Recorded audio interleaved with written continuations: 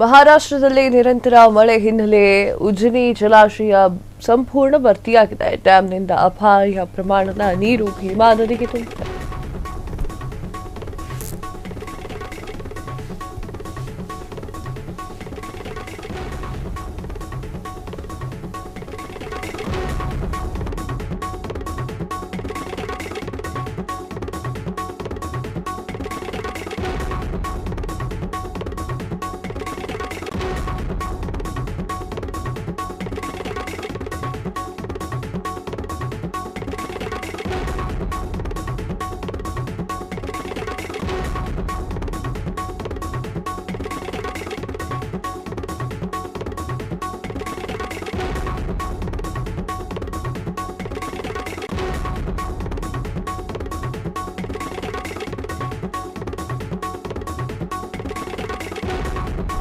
ಮಹಾರಾಷ್ಟ್ರದಲ್ಲಿ ನಿರಂತರ ಮಳೆ ಹಿನ್ನೆಲೆ ಉಜ್ಜನಿ ಜಲಾಶಯ ಸಂಪೂರ್ಣ ಭರ್ತಿ. ಡ್ಯಾಂನಿಂದ ಅಪಾರ ಪ್ರಮಾಣದ ಭೀಮಾ ನದಿಗೆ ಬಿಡುಗಡೆ.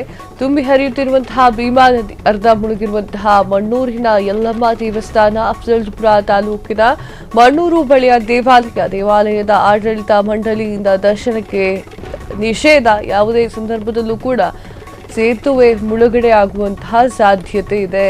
ಎಸ್ ವೀಕ್ಷಕರೇ, ಮಳೆಯಿಂದಾಗಿ ಸಾಕಷ್ಟು ತೊಂದರೆ ಆಗ್ತಾ ಇರುವಂಥದ್ದು. ಭೀಮಾ ನದಿ ಉಕ್ಕಿ ಹರಿಯುತ್ತಿರುವಂತಹ ದೃಶ್ಯವನ್ನ ನೀವು ನೋಡ್ತಾ ಇದ್ದೀರಾ.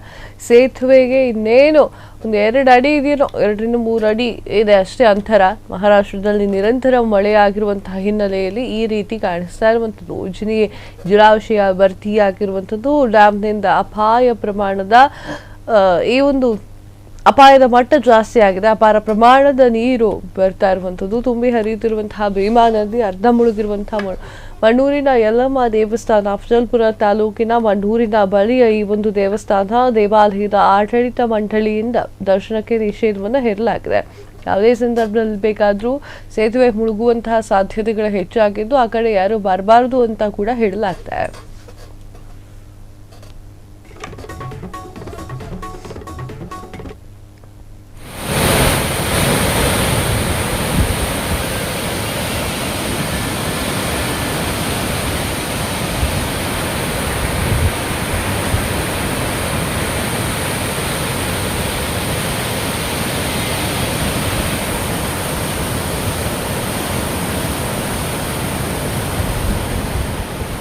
ಕ್ಷಣ ಕ್ಷಣದ ಸುದ್ದಿಗಳಿಗಾಗಿ ಫ್ರೀಡಂ ಟಿವಿ ಸಬ್ಸ್ಕ್ರೈಬ್ ಮಾಡಿ, ಲೈಕ್ ಮಾಡಿ ಹಾಗೂ ಫಾಲೋ ಮಾಡಿ.